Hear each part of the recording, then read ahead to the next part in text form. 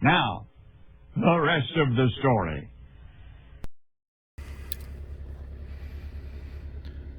And you can't see it, but the last bale is leaving the valley from the 2021 hay season. And for being mid-February, there really isn't a whole lot of snow out. We lost a lot in the last week or so, and in the upcoming week we're probably going to lose a pretty healthy amount of the rest of it. So that field over there has got a little bit of coverage on it yet, but then the neighbor's place is pretty bare. But overall, I don't know if I really want to say we're super dry yet, because the way the snow has been going, it's not really been running off. It's been going down into the soil for the most part. How much moisture is actually going, it's actually helping for the moisture that's in the soil, is kind of up for debate. And I mean, the growing season for 2022 is a ways away yet, but definitely found out that for what hay that I did sell, I'm a bit of a hypocrite from last year, because I was saying I'll take quantity over quality. Well, I kind of fell backwards into quality. Like, I had everything I made last year was actually really good quality stuff, and it showed when it came time to sell it, because it sold. The lower quality stuff, the weathered stuff, the stuff that didn't quite have the color there, didn't really keep. I mean, up there as far as A, price, and B, as far as being able to move. And the fact that we've had a mild winter, I'd say goes a fair way too, because December was really mild. The only real winter weather we had, I'd say, is probably January, where we were down in the, well, single digits and well below zero, probably for a few weeks there. And even looking at the forecast now, it really doesn't look like February weather. I mean, it was cold last night, cold the night before. It was 28 degrees today, and then for the next like week or so, they're calling for highs in like 30s and a couple 40-degree weather days. And if the snow is going to melt, I'd rather the snow melt gradually and then reaccumulate and only have a couple inches on the ground at any one time, and then just let it kind of cycle like that, versus getting 6 feet of snow and having to really deal with plowing snow and getting around in snowbanks all winter. But B, the problem with having 6 feet of snow, and it just takes that much longer to melt, so it pushes you that much farther into spring to really get things dried out. I mean, last year I was down here early April spreading fertilizer, and I really didn't think I was supposed to be down here, just because according to the calendar, I mean, on a typical year, I don't even know what average is anymore, but on a typical year, early April, especially for a low-lying area like this particular farm, you don't expect it to be dry enough you can get across it early April. And I don't know if part of that is I know it plays into it, the fact that it's been so mild, I guess, weather-wise, as far as the amount of rain we've been getting, the amount of snow we've been getting. I mean, it's better than 100% of nothing.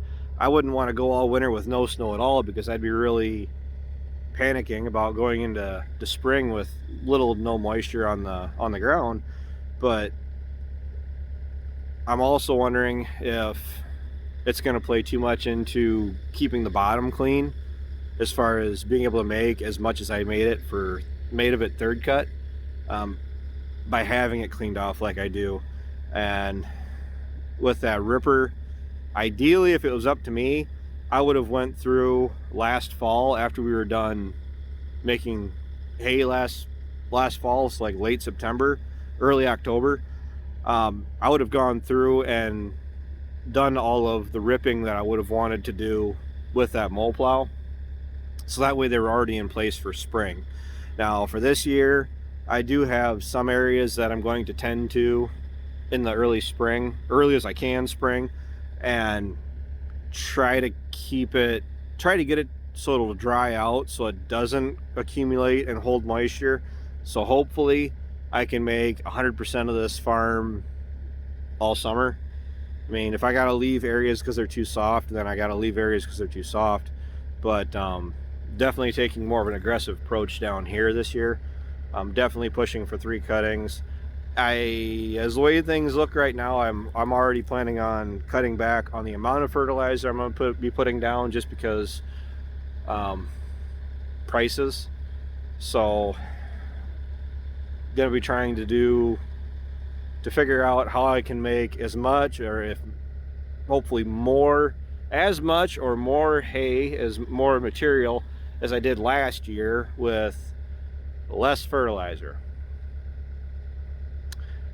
And I'm hoping that the amount of fertilizer I put on spring of last year, it was a heavier dose than what was maybe necessary, but I was trying to get the ground built up.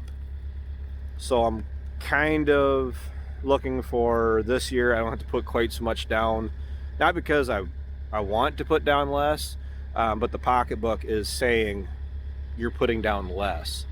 And it all comes down to moisture and whatnot, but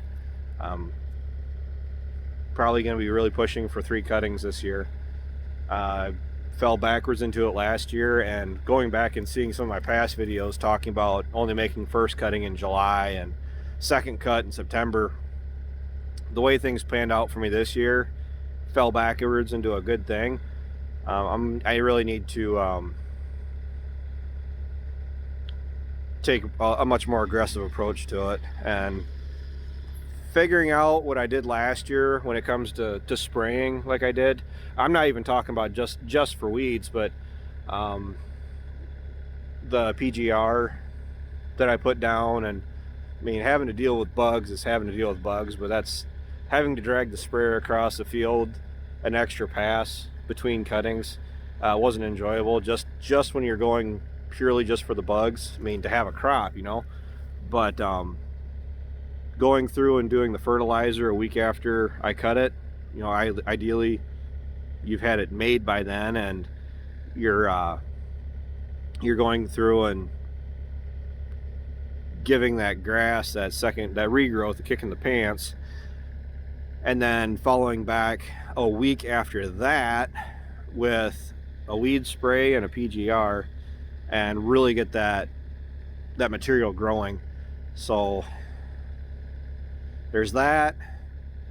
And maybe I should be talking about the row crops a little bit more, but the row crops I'm really excited for this year too. We got all of our fall tillage done in a timely manner. I do have some spring tillage that we have to do. That's just by design.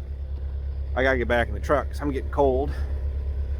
But still planning on side dressing my my corn. And by design, I have more corn acres than soybean acres this upcoming year. Not because I want to, really. It's purely because of the rotation I'm in. Which it also means that from looking at my rotation, and just what I'm kind of thinking, Calvin, you staying or going? I'm kind of thinking that everybody's saying this is going to be the year for beans, so I think corn's going to have a resurgence here. Come on, let's go. Come on. Come on. The problem is I sprayed the trailer down to get the salt off of it, and he had a bad fall. So now he's a little leery about wanting to jump into the truck. I wouldn't be surprised if, you know, this is just my opinion, but I wouldn't be surprised if corn actually gets really bullish here going into spring, just because soybeans are doing as good as they are. And depending on South America, and I mean even next year too, but I think there could be some potential for raising soybeans the following year also. Which, don't get me wrong, the soybean price is good for this year. But what I've been hearing, I've heard of 2 different guys in the area. I guess paint with a pretty broad brush, but I've already heard about 2 different guys that are tearing up their hay. I don't know how much of their hay they're tearing up. Their plans are to actually buy their hay and put more row crops in, as opposed to producing hay. Well, that's great for somebody like me, where I'm making this farm as hay regardless. So I'm hoping that that's a positive for hay going forward here. And I mean, hopefully prices are good going into even the summer, because I'll actually be looking at moving more throughout the summer. Consistently saw better prices in the summer than I did over the winter, believe it or not. So that's the update for that. It's Valentine's Day. No, I'm not doing anything tonight because the restaurant's taking Brittany out for supper. The restaurants are already like backed up and impossible to really get in and actually get seated. I could just about imagine what they're like tonight. So as long as everybody doesn't think like me and think I'm just gonna wait till next weekend, which is what we already agreed on. So with that, we're already looking into March. We get through February. By March, we'll be looking at starting doing fencing, and if we can even get where it isn't down in the 20s, might start doing some things in the shed to start getting ready for spring. The planter, we have a couple things we got to do to the planter, like always, but we're adding some things, we're taking some things off, and like the baler and the disc bine and all the hay stuff needs to be worked on too. So thanks for watching, thanks for tuning in. Take care, take it easy, keep in touch. I'll talk to you guys later.